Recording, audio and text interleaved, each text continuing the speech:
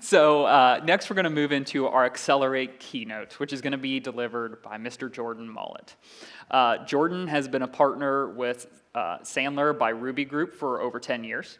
His passion is helping business owners with sales in and around Plain community in multiple states. He helps leaders and their sales teams keep customers longer, gain new accounts, and reach new levels of success. Outside of work, he enjoys traveling with his wife, Sarah, and their children, Elliot and Sophia. And he lives out his vision of awakening greatness through mission trips and events around the world. Please join me in welcoming Jordan. Thank you, Austin. I don't know what it is about this stage that makes me nervous, but is this not the coolest screen you've ever seen? I feel like I have to live up to that, and then they put my picture up at a size that's pretty big. And how about some of our speakers? Brian and Jim and Megan, I just really appreciate that. Can we give them another round? I'm going to put you to work pretty quickly. I'm going to grab your paper and pen. I'm going to give you 2 quizzes right off the bat.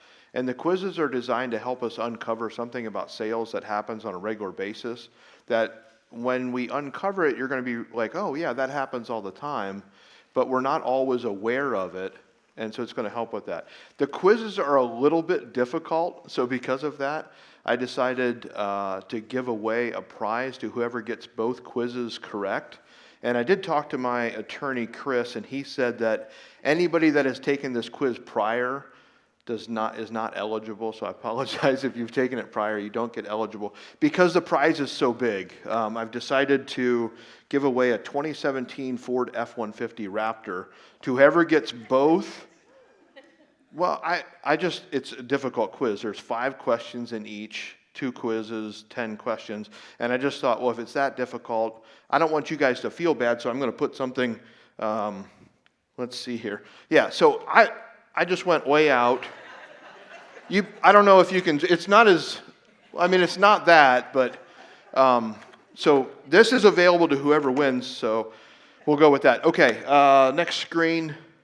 So what we're going to do is we're going to go through these quizzes, and the whole point is that as we uncover kind of what happens in sales, we're looking for, why are the frustrations there?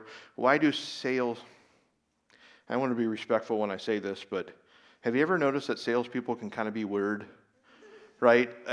And I feel like that's a lot of what I do is I help salespeople not be weird. But we're going to uncover some things, and as we uncover them, we want to look at how do we reframe the sales process so that we can accelerate the relationship, accelerate sales, do things like that. So here's what we're going to do is I want you to think about from a traditional seller's point of view, right? So not necessarily if you've been in sales a while, you might have evolved or grown, but from a traditional sales point of view, see if you can put these 5 steps in order, and no pressure, but there's a lot on the line here. So I'll give you about 60 seconds to do that.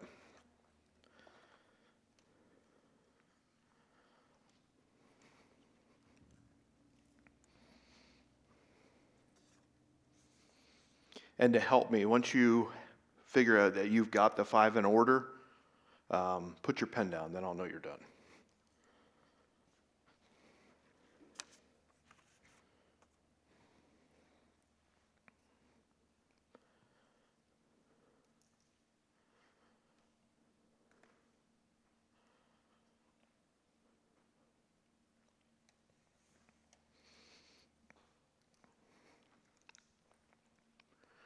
Good. We've got some quick finishers, other people that are Googling it. All right, so we're going to go through these fairly quickly, and I'm going to give you the order of them, and then I'm going to explain after that. So for the first quiz here, let's see.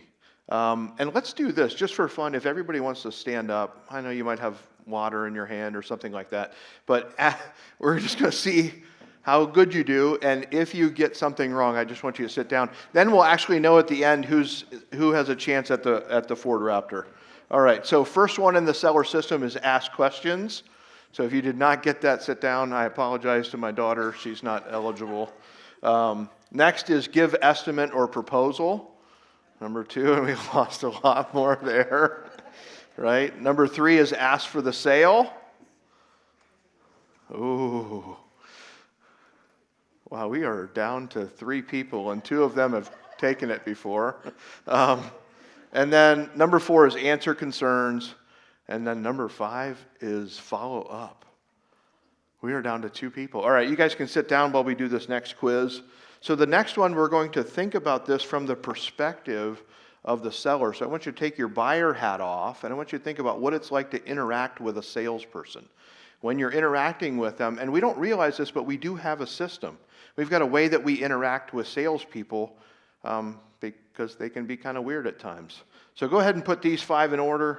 I'll give you about 60 seconds there.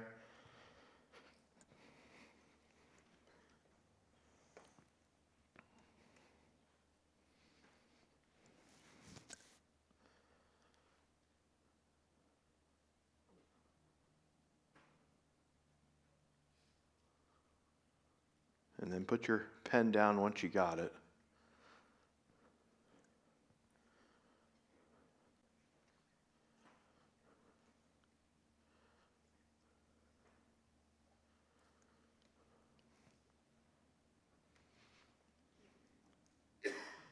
Close.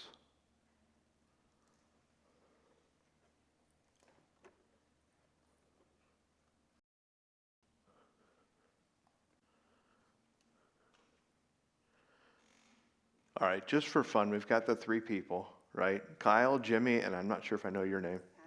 Ashley. If you guys want to stand up, we'll take another shot at this, right? So number 1, act interested. Jimmy, do you think you got it? Sound motivated? No, went down. Okay. Did you get those 2 backwards? Get information? Yeah. It gets hard, okay? And that's the reason I kind of joke about this, because it is difficult. We don't really think about these things. We're not very aware. But what I want to do is I want to go through the combination of the 2, and I want to show you how they interact. Because this gets interesting. And by the way, just because you did so good, Ashley, and they've kind of been in it before, congratulations. Thank you. Right, we'll have you sign the papers for it afterwards. So, all right, so the interaction between the 2. Number 1 is when you interact with a salesperson. And by the way, studies show that most people are about 70-80% through the buying cycle. By the time that they interact with a salesperson, a lot of that is because they don't want to have to interact with a salesperson. So it's this weird relationship that salespeople are in where they're paid to be somebody's friend who doesn't really want to be their friend. So it gets kind of awkward. So the first thing is the buyer raises their hand and acts interested, might say, hey, that looks interesting. And then next the salesperson says, well, they might ask a few questions, is this something you're looking at? Do you want it to do something different? What are you hoping for? And because of that, the buyer, if they're still interested, now starts to sound interested and motivated. They say things like, you know what, this looks exactly like what we need. This could really make a difference for us. I really like what you're showing us here. Because of that, the salesperson begins to give estimates and proposals. And they say things like, man, I'm glad that you like this. It does all these other things. It does this, this, and this. It can come in red. It can come in blue. And so because of that, the buyer says, well, hey, thank you for all that information. I appreciate that. Can you give me a little bit more detail? Maybe put that down on paper and maybe send that over in an email. And their goal is to get information there. Now, because they send over the email, the salesperson does, now what they're starting to think is, oh, okay. They might have even told their manager, hey, I've got one. This is going really good. Here's all the reasons. Here's all the things that they said. They were interested and motivated. I think this is going to happen. And so because of that, they go back and ask for the sale. Hey, the sale's ending next week. Should we go ahead and get you on the schedule? What's the next step? This is what a down payment looks like. But something weird happens here. The buyer says, well, we'd be glad to do that. I just need to talk to this person. I need to talk to my spouse. I need to think it over. You know what? If you call us next week, we'll be there to help you. And now the seller says, oh, okay, well, the sale is ending next week. Make sure and call me, or I'll call you next Wednesday. Does that work? And now you've got that interaction. And then the next move is interesting. The buyer goes into what we'd call hide mode or witness protection mode, right? I don't know if you're in sales, does anybody have somebody in hide mode, right? It's just kind of a natural thing. They disappear. And so now the salesperson's only left with one thing. Hey, did you get my email? Hey, remember I told you that the sale's ending. What do you want to do? And now it just kind of gets awkward. So the question is if we're looking at accelerate and we're looking at being able to speed things up, like it was very fast in the beginning. Everything was going well. They were motivated, and all of a sudden things pivot. It's like in the middle of nowhere, you've got this switch, this slowdown, this break that's really confusing to the buyer. Like, why is this happening? Well, what sellers don't realize is that a lot of times their most valuable thing that they have is their information, their solutions, their price.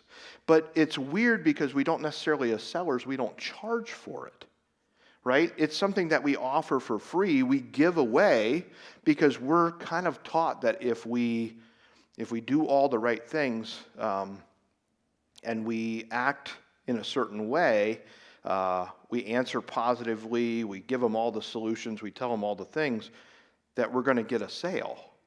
So it's this confusing relationship that makes it really awkward. Because now you told me all these good things, you whispered sweet nothings in my ear, and now you just disappeared on me. You won't answer my phone calls, you won't respond to my emails, now I'm not quite sure how to act. That's what makes salespeople goofy. Now here, the interesting thing is that we have a term for what happens when you talk to somebody, you show all your information to them, you solve problems, you're there to help them, but you don't necessarily get anything in return.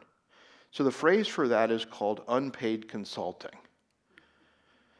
Now, I always say this next phrase, but my daughter is not normally in the room. This is the first time she's heard me give this talk. So I apologize, Sophie, for the statement. But my kids like to sleep and eat indoors, right? Fair statement, right? They're kind of picky about that, which means that as a salesperson, if I'm going to be able to put food on the table, I have to sell something. I don't actually get paid for the number of conversations I have. I get paid when services are exchanged, when somebody writes a check. So even though I'm there and I'm trying to do everything I can, if I don't get something in return, I'm in trouble. That puts me in a very awkward position, and that's what we call unpaid consultants. Now, we don't necessarily think of that because it's a little bit like salespeople are gambling. What they're trying to do is they're like, if I meet with enough people and I offer enough solutions and I help enough people, then on the back end I should get paid something. I should have enough people that are going to give me a yes. So they kind of just go into this gamble or this risk thing of like, I'm just trying to do that. Unfortunately, it just ends up eating into a lot of the salespeople's time. They end up spending way too much time with the wrong people. They spend time with people that can't afford them, are never going to hire them, or just kind of leading them on instead of spending quality time with somebody that is actually a qualified buyer. So what we're trying to do is we're trying to change that, and we're trying to flip some of those things. So how do we accelerate? How do we reframe everything when we're in this really weird situation? So this is something that I've spent my last 11 years at. I was a sales leader in my family business and made the decision to step outside the family business, take some risk. And we had been working with Sandler Selling Systems for about 2.5 years. And as I started looking at what do I want to do after I leave the family business, how do I want to make a difference, I came up with 3 things. Number one, I knew I wanted to work in my community. I feel really honored to be part of the Anabaptist community, be part of Berlin and Holmes County and the Plain community, and I wanted to make a difference there. Number 2, because I grew up at my dad's table and I grew up in a small business environment, I had a passion for business owners and business leaders. And then number 3, I wanted it to be around sales. So Sandler fit that kind of opportunity, as I wanted to be able to bring back what we were learning with Sandler back into our community. Sandler selling system is a process to be able to get to a no as quickly as possible. If I'm going to find out that something's not going to last, I'd like to know that sooner rather than later. So this process helps salespeople reframe what they're doing to make sure that they get normal, real relationships with their buyers, instead of this weird, awkward thing that happens in between the buyer and the seller that makes things weird. So what I'd like to do is I'd like to give you a couple different tips from the Sandler system. I've just picked out 5 kind of in order. I'm not necessarily giving you the system. I'm just giving some things that I learned about sales and from the Sandler system. So number 1 is that trust grows when we learn to speak from somebody else's perspective and not our own. This is a very difficult thing that salespeople deal with, that because they kind of just live in their world, they learn as much as they can about their product and information. They have a hard time switching to the other person's point of view and being able to speak from it. And they, like salespeople, develop this really weird lingo, and they talk about budgets, and like it's just everything gets weird. So something called perspective taking is there to be able to help us to be able to understand what's happening on the other side. So I want to do a little test with you. So if you want to put your pen down, and what I'm going to have you do is I'm going to have you hold up your, whichever is your primary hand, your index finger. I'm going to give you instructions. And basically what we're going to do is I'm going to count to 3. We're going to click our fingers one time, and then I'm going to give you something to do with your finger. Okay, is everybody ready? All right, 1, 2, 3, click. And now draw a capital letter E on your forehead. Okay, so capital letter E. What I want you to think about is which side did you put the bar on and which way did you pull the E? If you put it on this side of your forehead and pulled the letter E this way, you actually did that so that I could understand it.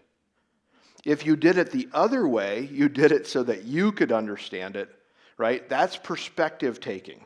Perspective taking is the ability to create harmony inside the context of which you find yourself with another human being. Right? It's not a right or a wrong, it's just a quick, easy test. If you did it so that others could understand, you're adept or used to adjusting so that you could speak from their perspective. If you did it the other way, you need to work on your perspective taking. Right? And even here, as I'm speaking to you, I'm wrestling with it constantly. I live in my world. I eat, breathe, and sleep sales, training and coaching and all those things, and so quickly I can just turn into a sales trainer, and all of a sudden you're one of my students or my salespeople, and I'm telling you what to do instead of telling stories and helping you understand how to think and really challenging you. So if you can learn to grow trust and get relationships with people that are normal, right? I like to tell people that a good way to think of sales is if you're, across the country, the other side of the world, you're sitting in a backyard and you meet somebody's neighbor and you have no opportunity to sell that person, and you started talking about your product, but you couldn't sell it. How would you talk about it? It would be a lot more normal conversation. You wouldn't be putting pressure on to try to get them to do one thing or another. That's where trust comes from. Well, the next thing with trust is that in order to move forward in the relationship, you have to have clear expectations. And if you think about any healthy relationship, that relationship has some form of rules or something that happens. Now, it's pretty easy here. Nobody had to really figure out where to sit, right? It's kind of obvious that when you come in here, the crowd needs to go on that side. But imagine if the chairs were stacked over there, nobody was quite sure. Well, that's what happens with a salesperson and a buyer when they meet the first time, is they're not clear on expectations. And they don't realize how goofy that makes it. Think about the last time that you maybe had a contractor come over to your house, or somebody that could do some improvement. You had a salesperson come. There's just, you're not quite sure. You don't know why they're coming. You don't know how long they're going to be there. You don't know what's going to happen. You don't know what they're going to require of you. And in the back of your mind, you're just going, I just hope that they're not pushy. I hope that they're not, I hope they're respectful. And it's just this weird relationship. So if you've ever been to a softball game, that if there's an umpire there, he'll call somebody out from both sides, from both teams, and he'll put them in the middle, and he'll go over the ground rules. He might say something like, over there in left field, there is a place where sometimes the ball gets stuck under the fence. And if that happens, and you just need to tell your outfielders to throw up their hands. If that happens, then I'll call a dead ball. The batter goes to second base. It's a ground rule double, and we'll stop the play. Otherwise, what happens is, the outfielders out there can't get it out from underneath there, and the runner goes all the way around. Now, why would he tell them that beforehand? Because they've had problems before. They've run into issues. So think about all the relationships that you have, all the meetings that you have, all the things that happen. Wouldn't it make more sense to talk through the expectations up front? Wouldn't it make sense to say, what do we want to do at the end of this meeting, and why wouldn't we start at the beginning? So the question is, or the thing that I want you to think about for a salesperson is just talk some of those things through. How long is the meeting going to be? Do you need 30 minutes to talk it through, or does it take an hour? Who do you think should be there? What are the different roles between the two people? And don't make it weird, right? Use normal language. Hey, a lot of people that I meet with, we spend 45, 50 minutes talking things through. At the end, I have some people that, it's like we get together and things just click and it makes sense. If that's the case, we typically we'll put another meeting on the calendar, and then we'll kind of put our heads together in that second meeting. But that doesn't always happen. Sometimes when we meet together, it's just obvious that, I don't think now's the right time. Are you comfortable if we get to the end of the meeting and we kind of talk that through?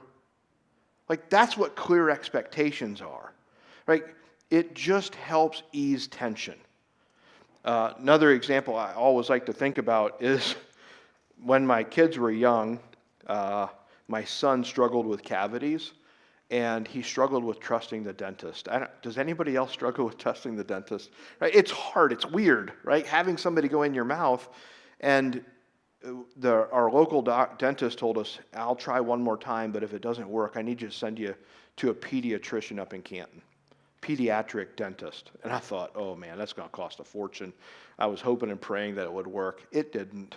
Right? So we go up to the pediatric dentist, and all that really meant is that they had a process. And what they did is they started setting very clear expectations from the very moment that we walked in. They told him in advance everything that was going to happen a step at a time. So by the time they got to him sitting in the chair, they had made and kept at least 4 different things that had built trust with them. They set clear expectations. Finally, my son goes back, the dentist goes back. Me and my wife are waiting impatiently in the waiting room. And we were, because the next step was he had to get knocked out if we were going to fix these cavities. And that just felt like it was going to be a whole hassle. Dentist finally comes out and he goes, we did it. Second hardest that we've ever dealt with. Right? I'm so proud of my son. And now, it's not like he loves the dentist, but that dentist has won their favor. They trust him. It's just come a long ways. That's what our job is as a salesperson, is to make the other person comfortable, is actually create an environment where it makes sense, where they feel that they're trusted and that they can share things. Now, the next question is, if we're going to meet, a lot of times actually over 50% of sales typically end in doing nothing. So all I'm trying to do is figure out if I'm going to meet with somebody, I'm going to build trust, I'm going to have clear expectations. I don't want to meet with somebody that we get down the road and we spend lots of time together and then nothing happens at the end. So I've got to be able to uncover some things that are happening inside of their world to be able to determine, is this going to happen? Now, I left my wallet with my wife. Does somebody have a $20 bill? Or a $10 bill. No gimmicks. This is not a trick. Yeah, Robert, you got something on my... I'll take anything at this point. All right. $20, he even gave me what I asked. Okay, so this is an interesting thing, right? If I drop this on the ground, and I said anybody can have it that wants it, right? Pretty easy for you guys to get it. I'm just curious, like, if you were given the choice and nobody went ahead of you, how many would take the $20? No, sorry. I would pay him back. Good question. She said knowing that it's Robert. I'm saying anybody can have the $20. It's here to take. In fact, I'll make it even easier. If I'd say who wants the $20, how many of you guys would take the $20? Not a trick question, right? I mean, it's kind of basic. Like, okay, I'll take $20. Now, let's make it a little bit more difficult. Let's imagine that 39 is middle of October, traffic's humming, it's a Saturday, and there's lots of traffic out there. Now we're standing on this side, maybe by Burger King, and we see a $20 bill waving in the grass on the other side. We're in our car. How many of you are getting out of your car, parking, going over and looking and seeing if the $20, because it's obviously just sitting there. How many would go get the $20? All right, we can make... I've got to insure this now. Yeah, oh, I like that. You got to get insurance, right? I mean, there's some risk there, but there's also some reward, right? Now, I'm curious, if you don't go for 20, would you go for 50? Would you go for 100? Okay. Now, here's an interesting thing. How many of you, if you had $20 in your pocket that morning when you started out, and you reached into your pocket, and you're like, where's my $20? And all of a sudden you realize that when you went to put something back in your pocket earlier, you felt something flip out, and you realize that's your $20. How many of you are crossing the street to get the $20 then? Right? It changes things. Right? So motivation is not just an intellectual need for something. People don't buy because they intellectually know that they need something. They buy because there's an emotion there. There's a feeling of loss or something that they're trying to fix. And your job as a salesperson is actually to uncover that. How many of you guys are worried that I'm not going to give Robert his money back? Thank you, Robert. So that pain or emotion, we're trying to uncover that to determine, is something going to take place? Quick question here. I'm curious if anybody here has a broken phone screen and willing to admit it. Right? Teresa, you got how bad is it? I've replaced this screen. Like, I have extras at home just because it keeps breaking. Oh, like the protector on top of it? Yeah. So that one's fairly easy. And what does it cost you to put a new protector on? Maybe $15. And you have another one at home? I've bought multiple. You've bought multiple. Have you, and is your current one broken? Yes. Why have you not changed it? Because it's a few days ago. Okay, so a few days ago. It's interesting, right? I've lived with a broken phone because it was expensive to go get a new one. There was another one coming out. I wanted to wait. Like, just because you have a need does not mean that you're going to fix the need. Right? So we're trying to uncover what's going on in their world. Are they motivated enough to change something, or is doing nothing an option? And now I want to look at, if we determine that somebody has a need that they're willing to act on, money is always going to come up. Right? How many of you guys are comfortable talking about money? Oh, we got a couple, okay. How many would tell the entire crowd how much is in your checking account? It gets really weird really fast, right? Why are we so disinclined to talk about money? Why is it awkward? What happens a lot of times is we've got a lot of messages in our minds that we don't even realize.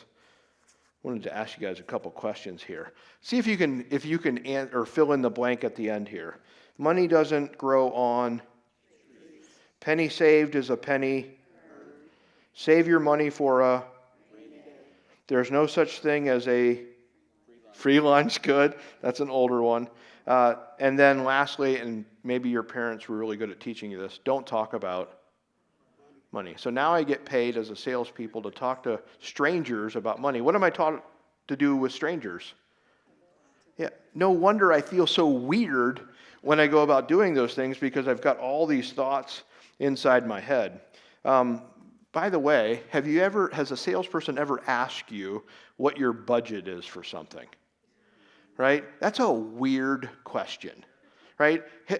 Where else in our world do we actually talk about, hey, what's your budget for that? In fact, what I've uncovered is that there's maybe 5, 6, 7, 8 different budgets that you could actually answer that question with. You've got the budget of what you tell the salesperson. You might tell them no, or you might give them some lowball number. But inside your head, you've got the budget of, what do you really want to spend? What are you hoping to spend? What does your checking account say that you can spend? What does your banker say that you could spend? What do you think other people have spent? And then maybe even lastly, what do you actually end up spending? And most of those numbers are not that similar. So when somebody asks you, what's your budget? It's a confusing question. So salespeople have to learn to be able to be good at talking about money. And then lastly, if you're going to help somebody to be able to buy something, you're going to have to understand, how do they go about making decisions? Like, what does that decision-making process look like? And this can be kind of confusing because let's just take somebody like we have so many work crews around us, and they buy, the big F-350 work truck for their crew, and maybe theirs is going bad and they need to go replace one. Think about all the things that go through their mind of how to make a decision about which truck to buy, when to buy it, and how much truck to get. They're going to run that past a couple people. They might talk to their crew leader. They might talk to their spouse. They might check with their CPA. They might take some time looking at their, what invoices are coming up, when can we do it. They might be thinking about tax things. And then they just happen to go past a car lot and they pop in there, right? And for the salesperson, it's really interesting because they might have the exact perfect truck, and the crew guy, the workman, might be like, that's exactly what I need. And the salesperson's like, why wouldn't you buy that immediately? The problem is that they have a process of what they do to be able to buy something. I mean, you think about when you go purchase something, you've got steps. Some of us are really quick to make decisions. It's like boom, boom, boom, boom. But then there's others that are like detailed, and there's steps and priorities and different things like that. Understanding that makes you a good salesperson. Being able to help walk somebody through that makes a difference. In conclusion, we're really trying to change the process and change what we're doing. I apologize, I'm skipping slides. But we're trying to change what we're doing, and we're trying to change the steps that we're taking. And a lot of times what we found is that salespeople aren't messing up because they don't do certain steps. It's that they have them out of order. They're not doing the right steps in the right order. And it's weird because the buyers push towards speed all the way until they get the information or the pricing or the quote or whatever it is. So as a salesperson, if we can actually slow down and make sure that we have good trust, make sure that we have clear expectations, make sure that we understand, are they motivated and what are those motivations? What's the emotion behind this? Does the money make sense? Do the different budgets that they have to work through align with what needs to happen? And then do we understand how they make decisions? Are we able to align with that and help them through it? And if we can do that, then we can start to accelerate the sales process. For example, I was working with a timber frame company, and they get some incredible clients that have dream homes and dream pavilions and different things that they're doing. And the timber frame company helps design these just way out plans. So somebody might have been dreaming of this timber frame home, and so the clients would come. The salespeople for the timber frame company would spend lots of time with the company trying to help them figure that out, drawing plans.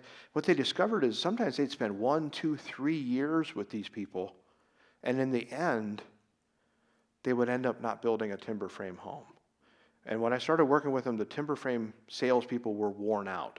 They were frustrated because they didn't know where to put their efforts. They didn't know where to spend their time. And they just didn't understand a lot of those things. As we started to unpack what the sales process is, we started to unpack why things happen and why they were getting that kind of pushback, they started to put things in place. I remember so we typically kick off everybody with a 2-day boot camp where we kind of just lay out the system. And that was a Wednesday, Thursday. On Friday morning, one of the timber frame salespeople called me, and he had a meeting that day, and he just wanted to understand, how do I set clear expectations? And so we spent about a half hour on the phone just walking him through that.